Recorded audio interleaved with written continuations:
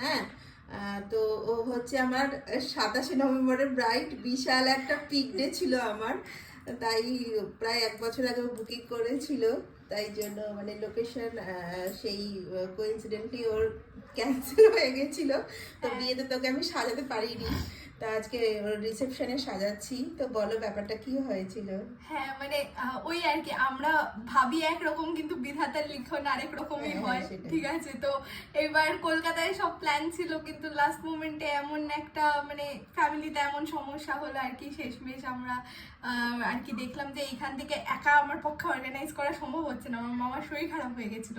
তো এই জন্য আমরা বিলাসপুরে গিয়ে তখনই বিয়েটা করি।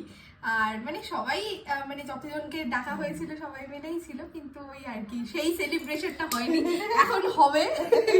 তো এবার আবার নতুন করে সাজবো আজকে, আবার আজকে বউ সাজবো। কিরকম লুকস চাইছো বলো? আমি সাবেকি লুকসই চাইছি, ঠিক আছে। মানে অন্য দিন তো অনেক লাল বেনারসি পরে নিয়েছি, এবার একটু নীল বেনারসি পরবো আজকে। তো আমি খুব এক্সাইটেড লুকসটার জন্য। আর আমি মানে বিয়ের দিনকে ওই আর কি অন্য একটা রোজের কালার ছিল, আজকে একটু লাল রোজ লাগাবো ভাবছি। সাবেকি চাইছো তো বান করবে না ওপেন করবে? বান করি। ঠিক আছে। দারুণ লেগেছে আমার, সত্যি বলছি। হ্যাঁ মানে আমার হেয়ার স্টাইলটা সবচেয়ে বেশি ভালো লেগেছে, কলকাতাও খুব পছন্দ হয়েছে। আমি একটু জ্বালিয়েছি কিন্তু তাতেও তুমি অ্যাডজাস্ট করে ভালোই করে দিয়েছো, আমার খুব ভালো লেগেছে ওভারঅল।